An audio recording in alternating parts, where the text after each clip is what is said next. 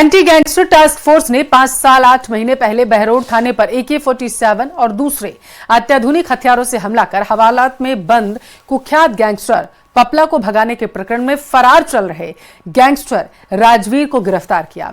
हरियाणा में खैरोली गांव का रहने वाले राजवीर गुर्जर को रेवाड़ी से AGTF की टीम ने पकड़ा है। गैंगस्टर राजवीर सिंह पर राजस्थान पुलिस मुख्यालय से 1 लाख रुपए का इनाम घोषित किया गया था।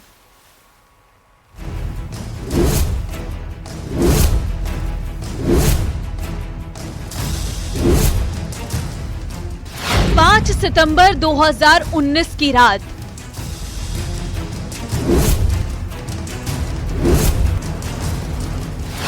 दर्जनों बदमाश AK-47 से लैस होकर बहरोड थाने आए।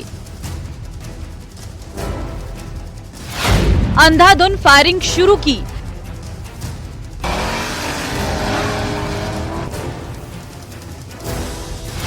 थाने में अफरा तफरी मच गई। लॉकअप तोड़कर पपला को लेकर फरार हो गए।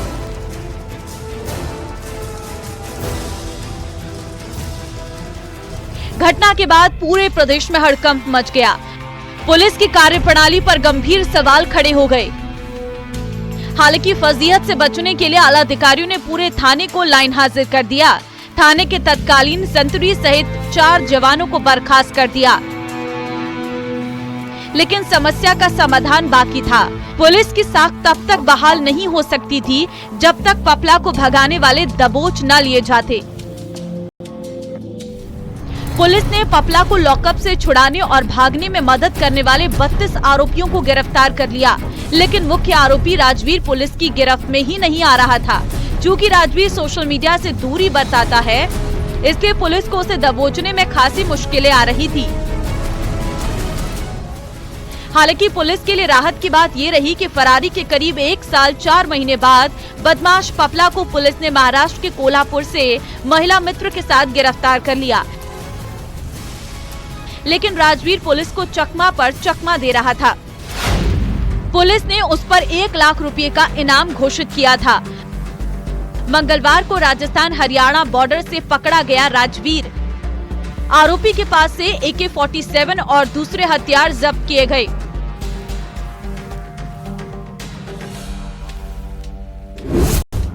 राजवीर जो पपला के गांव खैरोली का निवासी था। ये जब पपला यहाँ बहरोड में पकड़ा गया, उस समय भी ये साथ में गाड़ी में मौजूद था और वहां पे रात को ये भाग गया था। फिर पुलिस के थाने पे जब पपला को छुड़ाने ले गए, उसमें राजवीर की मुख्य भूमिका थी। जो हथियार जो थे थाने पे काम में लिए गए, वो भी इसी के पास थे। इसी ने लड़कों को दिए थे और इसने ही सब लड़कों को थाने पे पपला को छुड़ाने के लिए भेजा था। राजवीर की गिरफ्तारी के लिए पुलिस ने ऑपरेशन लगातार चलाए रखा। 6 साल के दौरान 18-20 राज्यों में छिपता रहा राजवीर। पुलिस के मुताबिक राजवीर ने कर्नाटक के विजयनगर, महाराष्ट्र के नासिक, कोल्हापुर, गोवा, यूपी के प्रयागराज, हरियाणा और दिल्ली के विभिन्न जिलों में अपनी पहचान छुपाते हुए फरारी काटी है। इस दौरान इसने कई बार वेश बदला और पुलिस को चकमा देने के लिए दक्षिण भारत के अलग अलग अखाड़ों में रहा। करीब 6.5 साल से फरार चल रहा था। इसके द्वारा करीब 20 राज्यों में फरारी काटी गई। अलग अलग जगह पे ये इसने फरारी काटी। इसमें ये इस तरीके से फरारी काटता था कि ये एक शहर में 2 से 3 ठिकाने बनाता था और 10-10 दिन एक ठिकाने पे रहता था। जिस प्रकार का एरिया होता था वहाँ होलिया बना के रहता था। जैसे अगर लेबर एरिया में तो लेबर बन के रहता था, स्टूडेंट एरिया तो स्टूडेंट बन के रहता था। इसमें जब ये पता चला कि राजवीर अब इस एरिया में एक्टिव हो रहा है, इसका एरिया में वापस आना शुरू हो रहा है, तो हमने ऑपरेशन लारा को ADG साहब के अंडर में शुरू किया। ADG क्राइम बताते हैं कि कानून से बचने के लिए राजवीर मोबाइल का इस्तेमाल नहीं करता था, न ही वो किसी भी सोशल मीडिया प्लेटफॉर्म पर एक्टिव था। AK-47 और अत्याधुनिक हथियारों की ताबड़तोड़ फायरिंग के बाद भगाने वाला राजवीर सिंह उर्फ लारा 6 साल से लगातार फरार चल रहा था। लगातार राजस्थान पुलिस को वो चकमा दे रहा था और उसके लिए राजवीर ने कहीं पर भी अपना एक ठिकाना नहीं बनाया। लगातार वो ट्रेन और बसों के जरिए सफर करता रहा, कहीं भी ज्यादा दिन तक वो ठहरता नहीं था। और सबसे बड़ी बात कि उसने अपने परिवार के लोगों के साथ संपर्क करना बंद कर दिया था।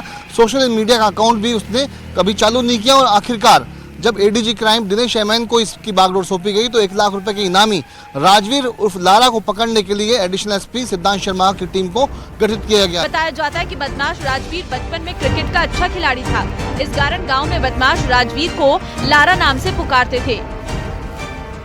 ऑपरेशन लारा इसके लिए नाम रखा गया कि ये क्रिकेट बहुत अच्छा खेलता था और गांव में इसको लारा के नाम से भी बुलाते थे। इसमें ये जब इसका गांव में आना शुरू हुआ तो हमने गांव ऐसे करीब 10 एक गांव चिन्हित किए जहां पे इसके खास साथी थे जिसके पास इनके आने की सूचना मिल रही थी। कांस्टेबल सुधीर को वहां गांव में सूचना संकलित करने के लिए और साथ ही साथ वहां पे लड़के तैयार करने के लिए लगाया गया, जो कि हमें इसके आने के मूवमेंट के बारे में पता चल सके। यह बहुत शातिर था, ये मोबाइल अपने पास नहीं रखता था। ये जिसके पास आता था उसके मोबाइल पे किसी व्यक्ति से फोन मांग के फोन करता और उसमें अपने आने का स्थान बताया था कि मैं यहाँ आऊंगा और वहां जगह बताया था जहां आके उनसे मिलता था। इसमें लगातार जब इन गाँव में काम किया गया तो हमने शॉर्टलिस्ट की, ऐसे 3 से 4 जगह शॉर्टलिस्ट की जहां पे इसके आने का था और ये कोई वारदात करने की तैयारी कर रहे थे, साथ ही लड़के और हथियार जुटाने की तैयारी कर रहे थे। इसी क्रम में हमें सूचना मिली कि ये संगवाड़ी गांव जो रेवाड़ी में पड़ता है, यहाँ पे इसके आने का है, जिसमें इसके आने की सूचना में ये था 5-7 दिन के अंदर ये कभी भी आ सकता है। तो हमने सुधीर को वहां पे पूरा लगा के सुधीर ने अलग अलग तरीके से वह सूचना संकलित की, हमने टीमें पास में रखी। फिर जब ये निश्चित हुआ कि ये 20 तारीख को इसके आने का है और इसमें ये कभी भी आ सकता है, तो वहां हमने सुधीर को लगा के आसपास टीमें लगाई और जैसे ही ये पता चला कि ये आ रहा है और एक स्थान पे खड़ा हुआ है तो तुरंत वहां पे इसको धर दबोचा। पुलिस के मुताबिक राजवीर की गिरफ्तारी के बाद अब पूरे घटनाक्रम को विस्तार से खंगाला जाएगा। पूछताछ में ये पता लगाया जाएगा कि इतने वर्ष तक वो कहां छिपा रहा, किन लोगों के संपर्क में था और क्या अब भी उसका किसी गैंग से संबंध है। कुल मिलाकर राजवीर की गिरफ्तारी से पुलिस को अब पपला के नेटवर्क को और बेहतर तरीके से समझने और उसके सहयोगियों पर शिकंजा कसने में मदद मिलेगी। पुलिस का कहना है कि रिमांड के दौरान पूछताछ में कई और खुलासे हो सकते हैं।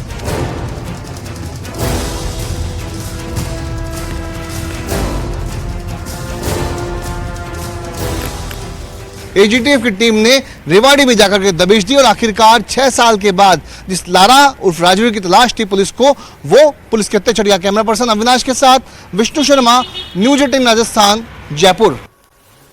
आरसीए में भ्रष्टाचार के मामले से जुड़े में अपडेट आया है, आपको सबसे पहले वो देंगे। कैटरिंग वाले से 5 लाख रुपए लेन देन के मामले में बहुत बड़ा जो मामला है वो सामने आ रहा है। गंगानगर सचिव विनोद सहारण ने पाली सचिव धर्मवीर सिंह पर भ्रष्टाचार के आरोप लगाए हैं। भ्रष्टाचार मामले की जांच के लिए कमेटी गठित की गई, 3 सदस्यीय कमेटी गठित की गई है। ऐसी जानकारी टोंक क्रिकेट संघ सचिव विवेक व्यास की अध्यक्षता में जांच कमेटी गठित की गई। जालोर सचिव सतीश व्यास, डूंगरपुर सचिव सुशील जैन बतौर सदस्य जांच करते हुए इसमें नजर आएंगे। तो ये बड़ी खबर आपकी टेलीविजन स्क्रीन पर है।